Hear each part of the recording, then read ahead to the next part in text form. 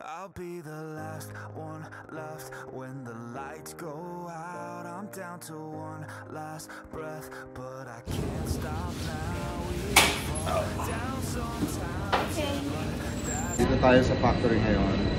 Kita nyo, madaming mga films dyan, mga films dyan, mga process. Halika kayo, kung paano ginagawa yung mga films natin. Bago ang lahat, mauna tayo dito. May research and development tayo dito. So, dito nila ginagawa yung pag-research, testing, yung mga bagong material na darating. As you can see, nakasarado siya. Hindi basta-basta pwedeng makakapasok yung mga tao kasi may mga kumbaga may expose yung mga mga material. Ito yung unang step, coating. Actually, maraming coating. Sa films natin, kakaroon ito ng 5 coating.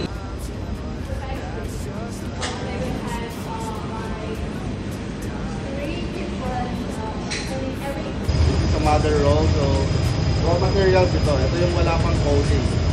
This film doesn't have any coating. Makakaroon siya ng coating. So, after coating, that's open. And then, magiging isang roll na malaki ulit, cutting, and then lalagay na sa warehouse.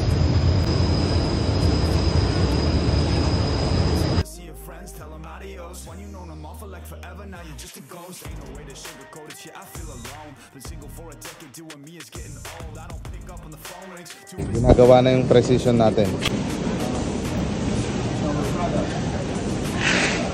This is our own brand. So if you want this high quality films, you can contact me. Down to one last breath, but I can't stop now.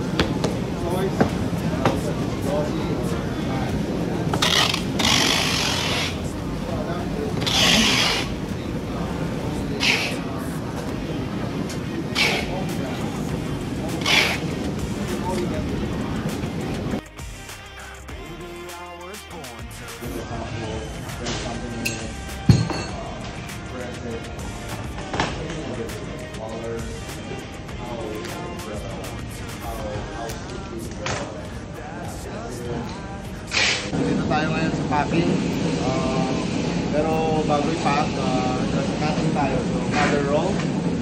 Then, this is the cutting machine. Cutting machine to. Punta tayo dun sa likod para makita. Lalagyan siya ng cling wrap para ma-protect yung mga film natin. Yan. Para may protection talaga. Right after cutting, rino-protect na siya. So, kung nalagyan ng cling wrap, nagpa-plastic pa natin yan para mas lalong protektado. Napaka-safe.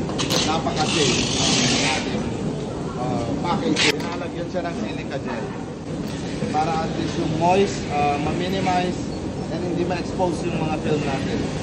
Yan, after ng silica gel, iba-bubble wrap, iba-pack, iba-box.